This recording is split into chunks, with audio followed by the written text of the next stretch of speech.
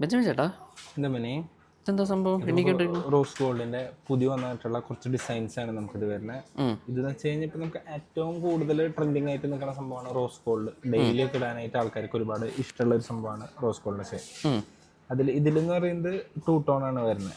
2 tone. Light gold അല്ല, rose gold അല്ലാത്തൊരു കളറും പിന്നെ നമ്മൾ റോഡിയം മെറ്റലും വെച്ചിട്ട് 2 കളറായിട്ട് വരുന്ന 2 ടോൺ രീതിയിലാണ് ഇത് സംഭവം ചെയ്തിരിക്കുന്നത്. ഓക്കെ. ഇത് കൂടുതലൊരു 18 ക്യാരറ്റ് ഗോൾഡിന്റെ കളറല്ല, കുറച്ച് റോസ് ഗോൾഡിന്റെ ചെറിയ ടിൻറ്റും വരുന്നുണ്ട് ഈ 3 ചെയിനിലും. ഓക്കെ. ബാക്കി അല്ലാതെ നമുക്ക് വരുന്നത് റോസ് ഗോൾഡിന്റെ ചെയിനാണ് വരുന്നത്. ഇതിന് നമ്മൾ സ്നേക്ക് ചെയിൻ എന്ന് പറയും. Snake chain.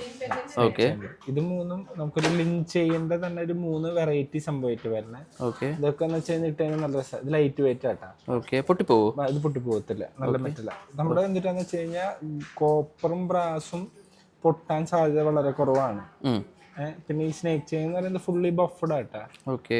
മുറിയും എന്നുള്ള പേടിയില്ലല്ലേ?